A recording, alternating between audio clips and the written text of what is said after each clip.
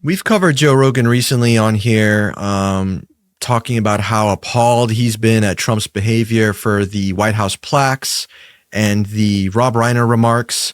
Well, here Joe is back again to discuss the drug efforts by the Trump administration. Let's hear what he has to say. Well, now aren't they kind of blowing the Ecuadorian ships up that are coming to here that are having a lot of drugs on them? Yeah, Venezuela, right? Venezuelan ships. Yeah, they just blowing them up. I don't even know. I'm not educated on stuff like that. But I wonder if it's to keep the trade here.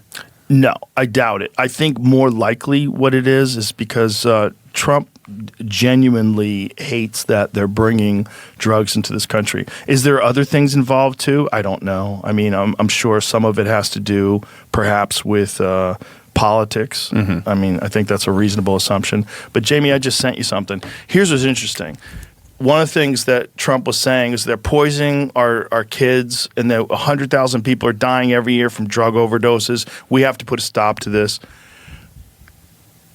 From the time Trump's been in office, deaths by overdose have dropped off a cliff. Look at that. Look at 2024. And leading into 2025. Just look going at down. These are all deaths from overdoses. I mean, that's kind of crazy. Like, look at that. From all drugs, which is the top one, look at that drop. I mean, that's crazy. So you see the peak was in 2022, or it looks like actually 2020, between 2023 and 2024. That's the peak where people are dying. And then from the time Trump's in office, it's taking a fucking sharp downturn.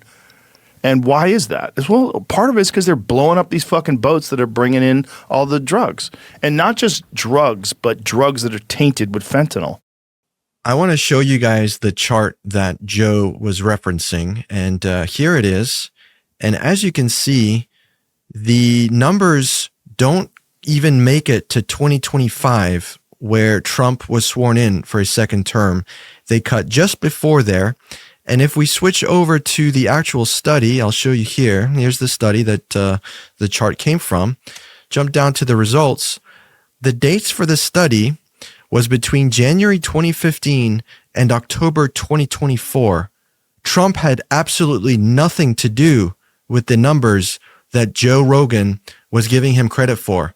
Mike, what do you make of what we're seeing here? Joe, purveyor of misinformation, so confident in the stuff that he's saying and praising of Trump. This is going out to, what, millions of people? What are we doing here? Well, I think it's no secret that Joe Rogan's facts on his show aren't always concrete.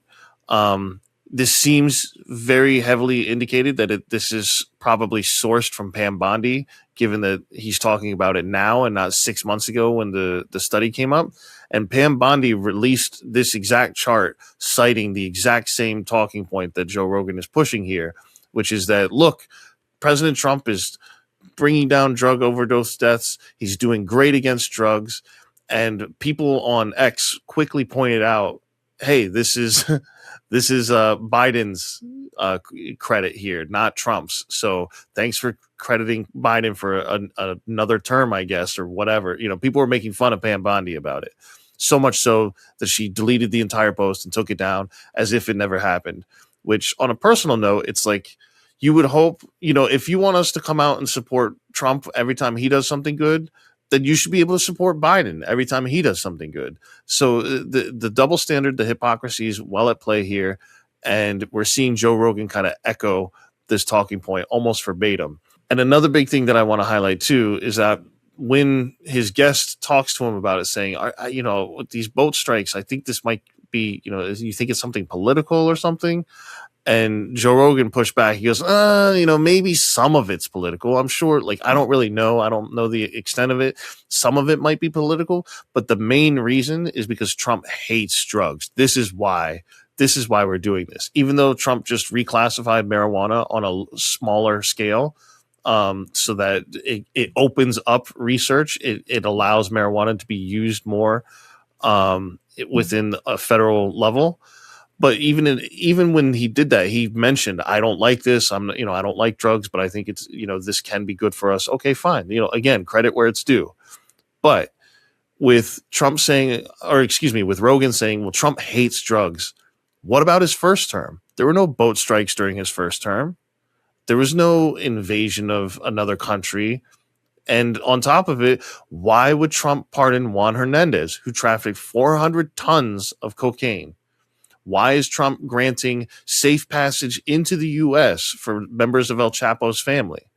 So to say that he's got this hard stance against drugs and it's all about drugs and that's why the overdose deaths are down is bogus. I mean, it's already bogus because he's citing Trump as the reason when it's actually from something that Biden did, some sort of policy there. But anyway, I just want to highlight something too that I think is kind of the underlying thing, at least in regards to like our coverage of Joe Rogan here, is that in the past videos, we talked about the plaques at the White House where Trump has kind of been talking shit about different presidents and praising himself simultaneously. And we also talked about how Rogan reacted to Trump's unhinged response to Rob Reiner's death. And I think it's important to know and see that when Trump says things like those plaques, even though, yes, he put them up, they're just plaques. It's text, right? So, and these were written by Trump.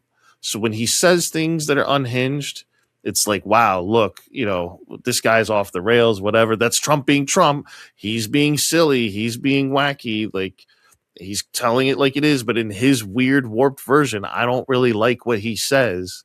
But when it comes to the policies, here's his efforts in the drug war. Here's the actions that he's done. Here's the things that's happening. We see a total reversal where he flips and says, well, even though I don't like what Trump is saying or how he's behaving, I like the policy that he does because look, this graph shows, man, he's crushing it. Like Trump's doing a great job here. But the problem is that chart is bogus. And Pam Bondi did the exact same thing and she took it down. So like the chances of this coming from anybody other than Pam Bondi with Joe Rogan is extremely thin, in my opinion. I don't know if somebody sent him that message or if he saw it in his feed or what, but the point is he's echoing these things. And this is why it's so important that we vet information, because in order to be informed, we have to know what we're talking about. Do people make mistakes? Yes. Maybe Pam Bondi made a mistake.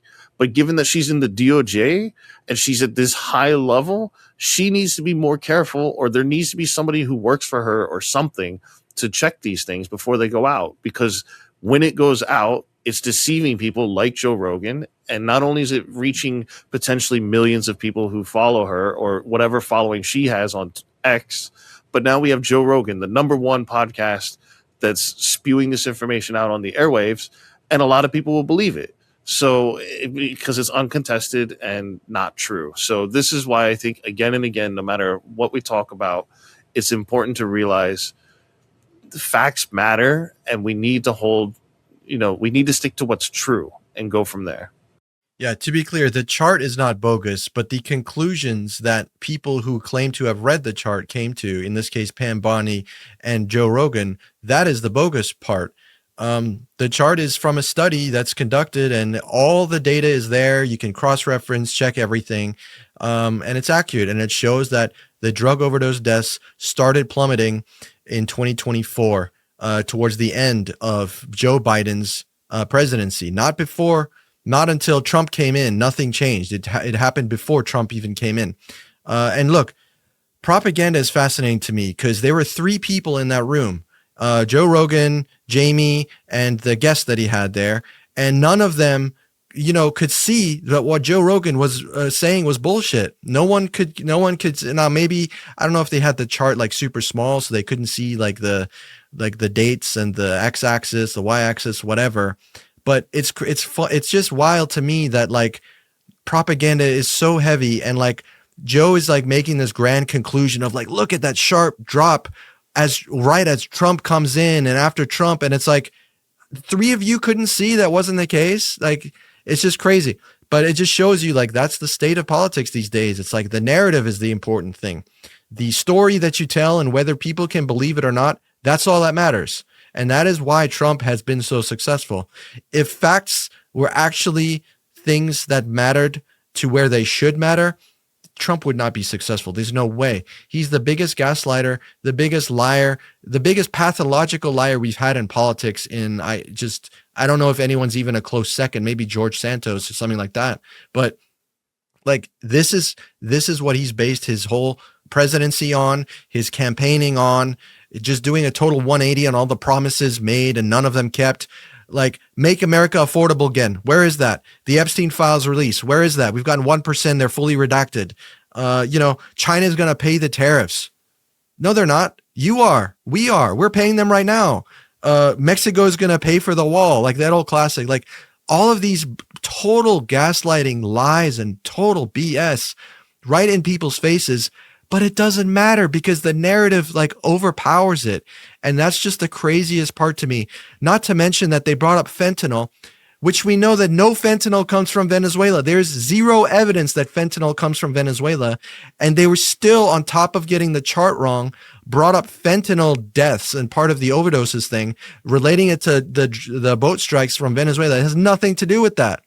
That is so concretely proven that was not even part of the indictment of Maduro. There's no fentanyl mentioned in his indictment. So even the DOJ knows that no fentanyl comes from Venezuela. So the fact that all this crap is being propagated on Joe Rogan, I think, is a testament to how many viewers he's lost in recent years and how many people have actually tuned out from listening to Joe Rogan.